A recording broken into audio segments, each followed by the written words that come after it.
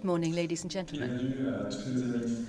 Welcome to all of our friends from France and beyond.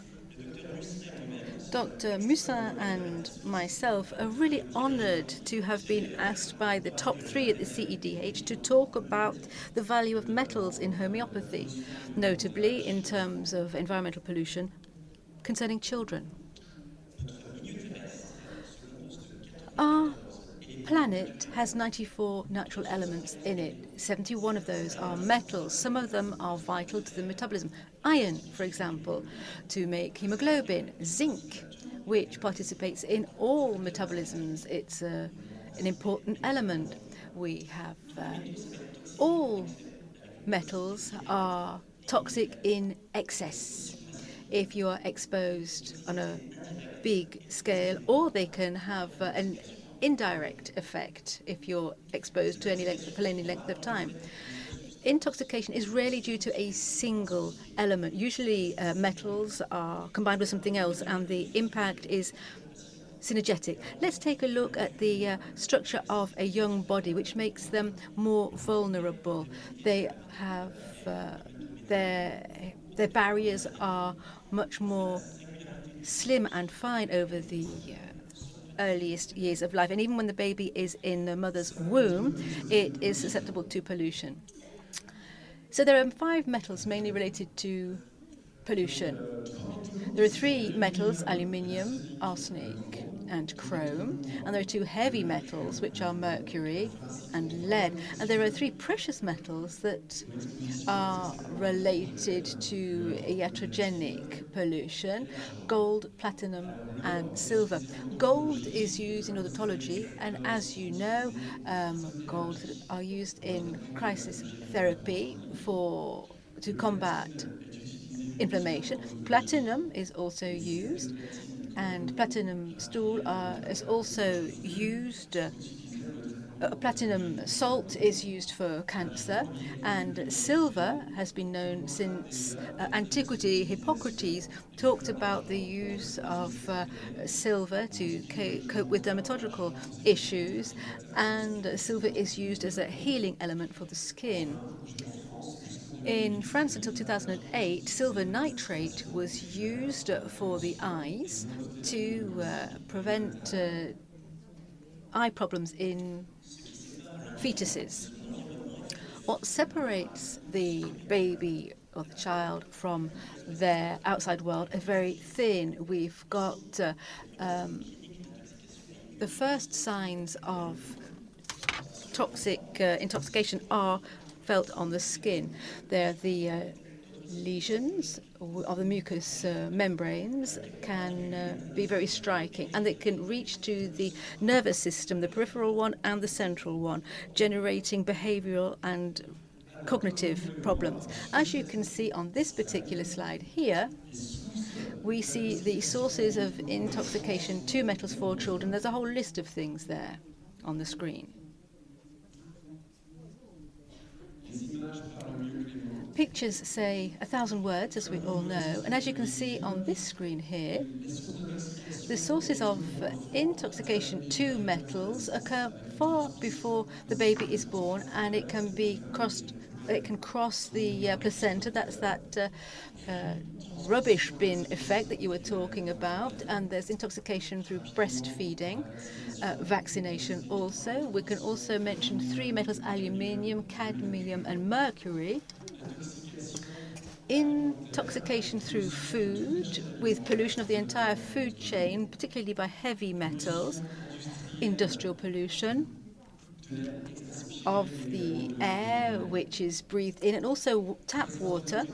The presence of metals in children's makeup, all kinds of cosmetics and domestic products. You shouldn't let children anywhere near the cupboards where you store your domestos, for example. There are many sources of intoxication, many metals are involved, and that can signal a synergetic intoxication of metals in children. So all metals are polycrests, i.e. they act on different targets. metals are present in Materia Medica, and we know their toxicity, and that is involved in the toxicological strains found in Materia Medica. The homeopath has to create a link between the symptoms which have been seen that could signal to a pathology pertaining to metals, or it could be something to do with a metal in the environment. In the homeopath's day-to-day work, we don't always think about metals in pediatrics. You might imagine it more readily for adults, but for example, xanthum and plumbum for alcoholism, etc. But for children, metals can be very useful also for skin problems, mucous membrane, the nervous system, genital complications, and with cognitive and behavioral disorders. So, in your opinion, how many metals are there in our Materia Medica? 30, you're saying? Any other answers? How many metals in the Materia Medica? 15? I can't hear what you're saying. François, how many are there? In the Materia Medica, there are 26 metals, and they have different titular targets.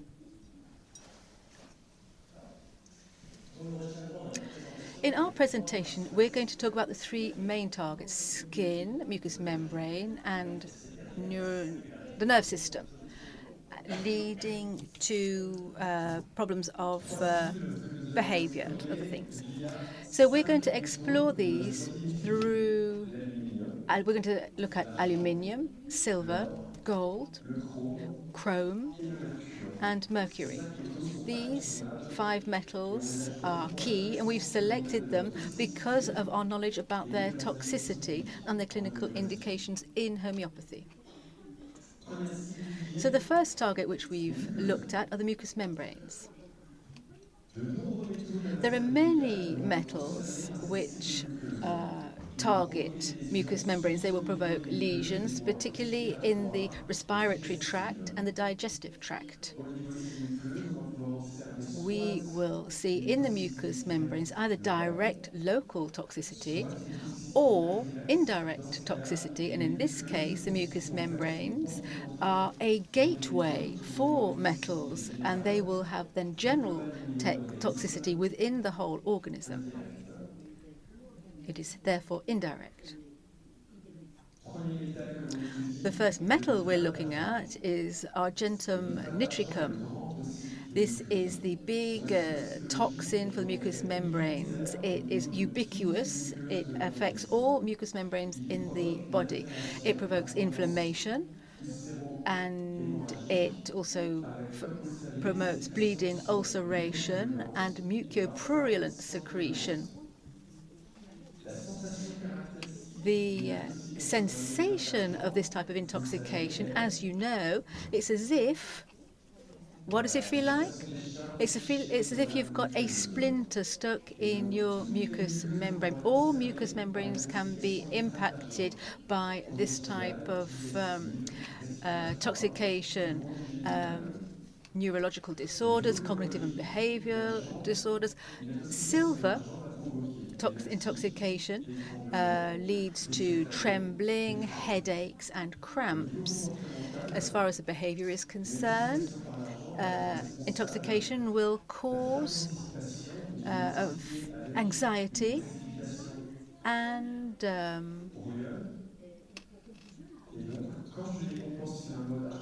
when I am prescribing argentum nitricum, I can't wait to end my sentence before I've hardly started it, before I said the first word in the sentence. And so I stumble over my words, I get all tangled up.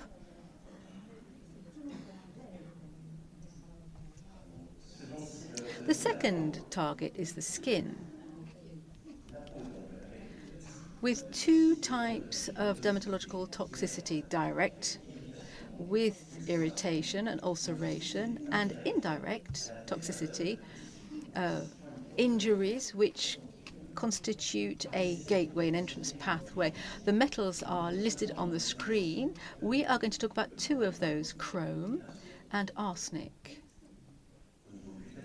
For the skin, acute toxicity leads to the production of regular ulceration with a viscous aspect. It's greenish-yellow in colour, but it's not necessarily painful. Ulceration can be very deep, and it can even reach the bone. Chronic exposure leads to a gall, amongst other things. It's primitive lesions that are very prevalent. Dermatological indications for Callium bichromicum are all ulcers, contact eczemas. Other indications for this medicament is mucous membranes with those lesions, rheumatological indications also, for tendinitis, and then also neurological in the case of migraines with an aura. Moving on to arsenic now. Arsenic is a metal. It's not toxic as a metal, and it is not absorbed by the organism. It's the inorganic forms of arsenic, the oxides particularly, which are toxic. The cutaneous toxicity of arsenic is quite unusual. There is hardly any direct toxicity. There may be some contact eczema, but it's mainly indirect, following access via the mucous membranes, usually via the digestive or respiratory tracts. And indirect toxication, if it's in the skin, we will see arsenic melanosis. That is a combination of keratosis and hyperpigmentation. It's important to underline that arsenic melanosis can be a sign of some kinds of skin cancer. Arsenic is an ubiquitous target. All organisms of the body will be targeted. The main symptom of this type of intoxication is burning, which can be improved by heat in any way. And in terms of dermatology, pruritus could be burning, and that can be improved by any type of heat also. The Arsenicum album as a medicine.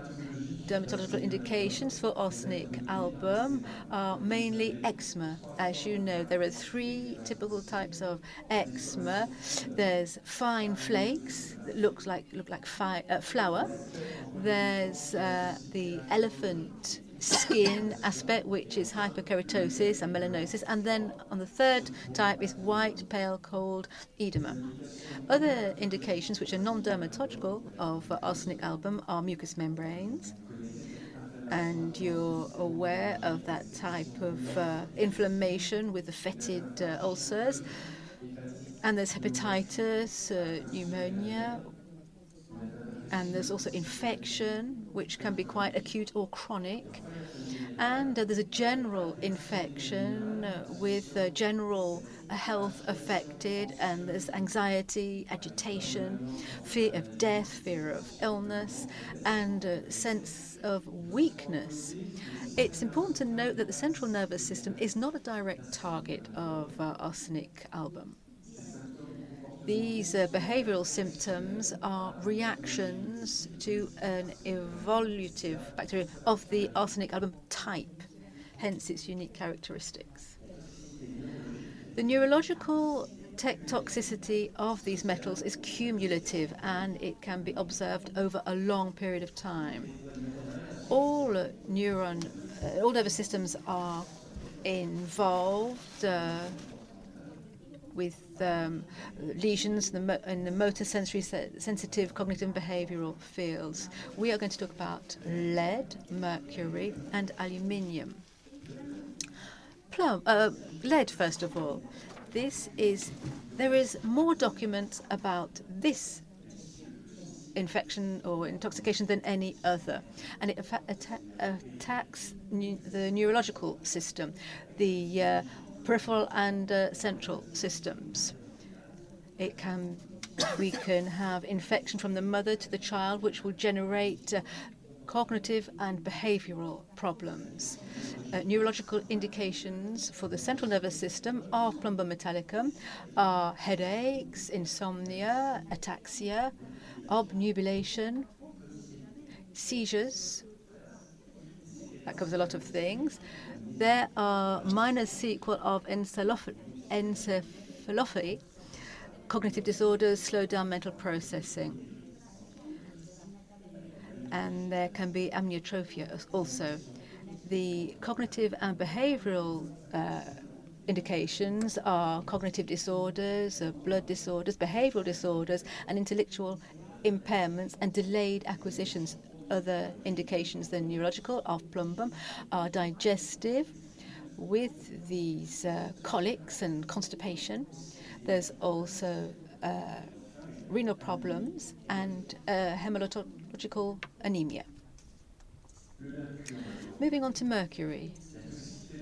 The neurological toxicity of mercury is well documented also because there's a lot of industrial and mining activity in Asia which trigger quite a lot of symptoms on a vast population. If there's acute intoxication, we will mainly see skin lesions and mucous membrane lesions that will lead to ulceration and inflammation. Chronic exposure to mercury will generate neurological lesions. They are irreversible generally for the cortex. The symptoms which we will see are trembling when at rest or when acting, and that generally disappears when sleeping, and it is accentuated by stress and emotion. But we also see paresthetic problems and cramps, and there's also involuntary bodily movement. And there's also a type of Parkinsonism, which is ataxia, trembling when at rest, and impacting your motor functions. Sensory impairments may be possible if the infection comes from the mother to the child, and that impacts sight, hearing, and paresthesia. There will be behavioral disorders if there's chronic intoxication, which involves agitation, sometimes aggression, or sometimes idealistic slowdown, which can take the form of extreme shyness. Neurological indications of Mercurius solubilis medicine will be for tremors, which are accentuated by tiredness or emotion. Headaches, of course. Let's not forget those headaches. Asthenia, cognitive and behavioral disorders. Mainly violence, aggression. Other indications of Mercurius solubilis are mucous membranes, the digestive tract. We've got that mercury mouth when you're examining your patients. Dermatology, mainly eczema and ulcers, which are over-infected. All of the symptoms which require Mercurius solubilis share the same nighttime aggravation.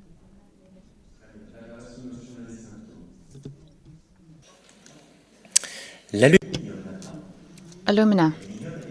Alumina is present everywhere in the child's environment. With 95% of food intoxication, be it treating drinking water, packaging from the industry, etc., but also iatrogenic toxicity in terms of vaccination or anti-acids where there's aluminum hydroxide. Overall, the alumina is injected. Less than 1% will be stored in the parenchyma, especially the brain.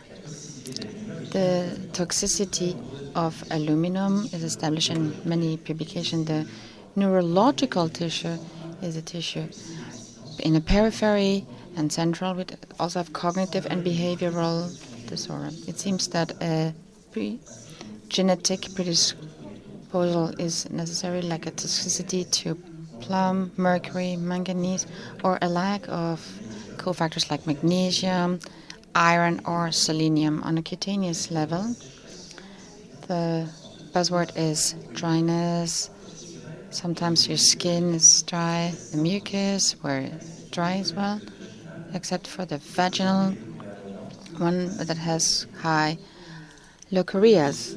In terms of the bones, we can talk about osteolysis aluminic to complete what Dr. Shari said yesterday. Others, it's the toxicity of the aluminum on the mammal parenchyma with a toxicity in vitro that has been demonstrated on the cell of the mammal gland, and also higher incidence of breast cancers in terms of frequency in women who use deodorants with aluminum salts. Neural lesions and the aluminum are represented by a cellular degenerescence with, amongst others, high rates of aluminum in extracellular spaces of neurons on biopsies that have done and have been seen in imagery. We also see macrophagic myofasciitis, where aluminum rates are measured on biopsies that have been done, where older injections have been injected and been performed. There's also autistic spectrum trouble with intraneuronal rates that are very high in autistic patients who are diseased that have where biopsies have been carried out. Research are on the way to study a potential and probable link between an intoxication to aluminum and all these neurodegenerative pathology. Aluminum is a key medication of neurological therapeutic indications. You have this Parkinsonism, dizziness, ataxia, anemia, dizziness, oculomotor paralysis, urinary incontinence and efforts close to causticum, or also mictions where it is difficult.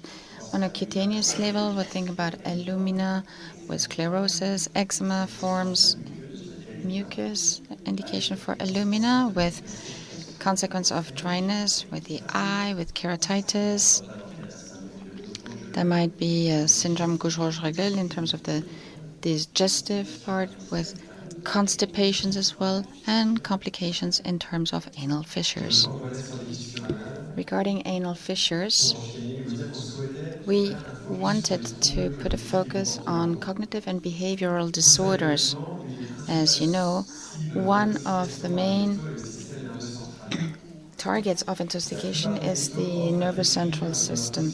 Most metals give the possibility to have cognitive disorders, and to illustrate our speech, we kept two metals, aurum and mercury. Let's start with aurum. We talked about gold salts that are toxic. They are used in medicine, in treating in chronic inflammatory pathologies like lupus, chronic arthritis, polyarthritis, or the Crohn's disease. The toxicities of these gold salts will concern all these tisular things. Aurum metallicum, cardiac erythema, and at the bone level, there will be suppuration, especially in terms of shorter bones, eczema, lesions, parenchymes, hepatics with fibrosis, and then cirrhosis, and finally neurodegeneration. From a behavioral point of view, we will see a chart that will evolve and associate firstly hyperactivity and irritability, and progressively to have a depressive syndrome that will set in. The indication of the drug from a cognitive and behavioral will be a bipolar disorder, alternating depression, excitement, and a depressive disorder that you know that is reactional with hopes. Nothing works, everything is in chaos, and a major suicidal risk that shows how severe it is. The suicide is very often violent. In children, we will observe violent rages and an exacerbated susceptibility, violent tantrums.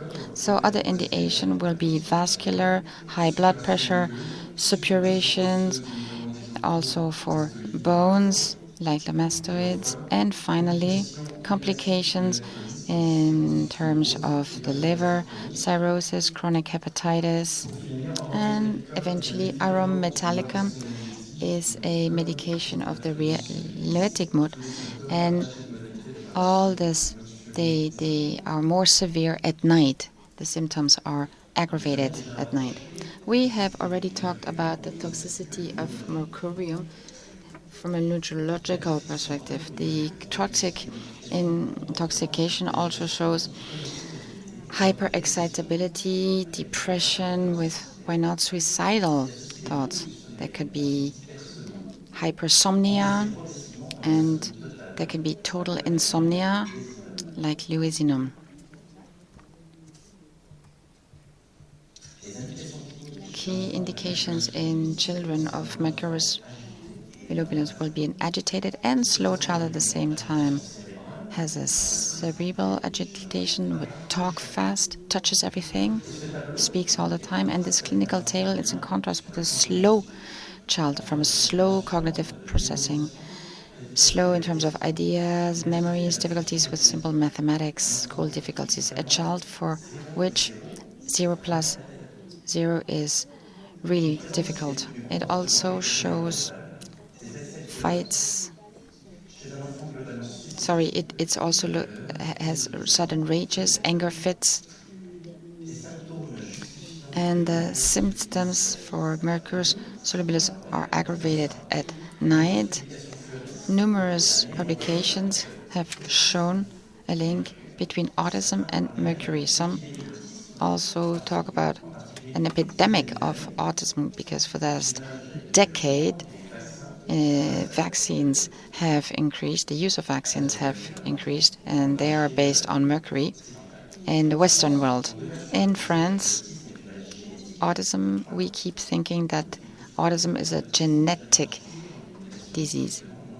We have never seen autism in a population that hasn't been vaccinated. Despite many controversies on the topic, be it on the reviews and the scientific authorities, a scientific link has never been showed between the problem of the autistic spectrum and the mercury. The word that you all all waiting for is to conclude. What we need to conclude is that metals are present everywhere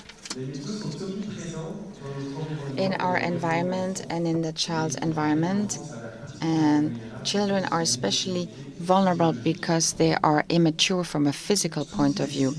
All the titular targets are concerned or affected by metal toxicity, and this toxicity is most often what comes out from a synergetic toxic action of the metals in terms of this chronic intoxication. Some metals have a strong toxicity of certain metals. They have neurological symptoms and cognitive and behavioral symptoms. The prescription in metals for children will be in certain cognitive and behavioral pathologies. We're talking about emerging pathologies that have been taking place for the few decades. They're listed in the DSM-5 under diagnostic and statistical. It's a neurodevelopmental disorder. There's a deficit of attention with or without hyperactivity, specific learning impairment, autism spectrum disorder, ASD. The presence of heavy metals in the environment questions the responsibility of these neurodevelopmental disorders. The doctors need to be made curious. They observe, they make diagnosis. And where's the homeopath's place? Is to give an etiological pathway to establish a connection between the environmental pollution and metals and growing prevalence of pediatric behavioral disorders, and to show the indication of the metallic homeopathic medicines, and to observe, to experiment the efficiency of these medication to enrich the matter. The sociological evolution of our species is at the crossroads where pollution has a high space, and the child is the first victim through its major sensitivity. The child is also our future, and because the child is born into a polluted world and is already exposed to metallic pollution before it is even born, the role of the homeopath, the role of each and every one of us, is to protect our young patients through an efficient treatment with a strategy of anticipation. Edgar Morin says that everywhere the better is necessary. In the West, it's the best but less. Elsewhere, it's the plus but better. I hope that we all get a better. Thank you.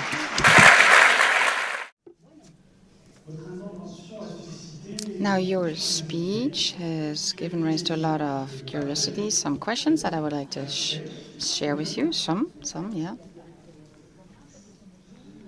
Thank you. The first one regarding Arum, because you talked about Arum, and we know it as a medication in the adult, and you shed the light over the pediatric patient. Exactly what is its space in your practice? What space do you give it? The use of Arum metallicum, is it so frequent? Should it be more? Well, dear friend, we use it on a daily basis. No, more seriously, Arum, just like you all, I will think about it from a mucus or bone point of view in some ENT infection with suppuration, especially in children who will come and who have otitis with suppuration. I have also had in consultation 2 cases where children have several mastoiditis, so I associated Arum with another medication. Yes, Cilicia, right. And sometimes I prescribed Arum in indication, behavioral and cognitive indication, where children were very agitated and had rages. They could be violent and brusque movements. If I understood you well, and I think this will be interesting for a lot of other physicians here in this audience, I have a thought for our friend who comes from New Caledonia, where there's a major industry where metals are present, and a new idea that there would be a real interest to treat these children preventively and to establish and evaluate the environment, the risk of environmental pollution, if it's like in Numia with all this industry. So why not treat all these children that are nearby these mines and these industries, these metal industry, and to prevent these pathologies? Yes, there is a certain interest, as I highlighted it. However, I would like to answer just like Dr. Charvet said, let's stay homeopath, and when you prescribe a homeopathic medication, even if it's etiological, it needs to be justified by the individual reaction of the patient. You cannot prescribe it to all the children who live around mines. We would prescribe it based on the first symptoms that we see that would arise. So you would wait first a clinical expression before starting to treat? Yes, the systematic is not homeopathic. The exposition to metals is a condition, but it's not necessarily at the origin of symptoms. There can be co-intoxications, deficits, where certain individuals will develop pathogens, and then you'd have to treat everybody. That means you'd have to treat everybody with the 26 metals. So we are going to target a certain category of people. Thank you. Another question regarding one of the metals. I think it's you, François. It's a cadmium that you mentioned very briefly. In a nutshell, could you shed a light on this metal? Cadmium is a rare and precious metal that was discovered when you were born, 1979 in Siberia. Exactly. Cadmium Well, what can we observe? Digestic sign, gastroenteritis with hemorrhages, malignea. Also a neurological target with a facial nerve, a testicular target with an oligospermy, and the indication of the medication called cadmium sulfuricum, digestive with gastroenteritis that are severe subocclusions. There will be neurological with facial palsy that are viral, and urologic where there will be asteno or oligospermy in younger adults. Thanks to you, it's up to us to be careful and to remember this notion of certain impact in our environment. And we have seen this since yesterday. This is going to go upward with all these pathologies that are emergent and re-emergent. It's up to us to be careful with our patients from a youngest age, and we have understood this well thanks to you. Let's be optimistic and not pessimistic. Homeopathy is here to help us to react and to better age. François, Sebastien, thank you very much.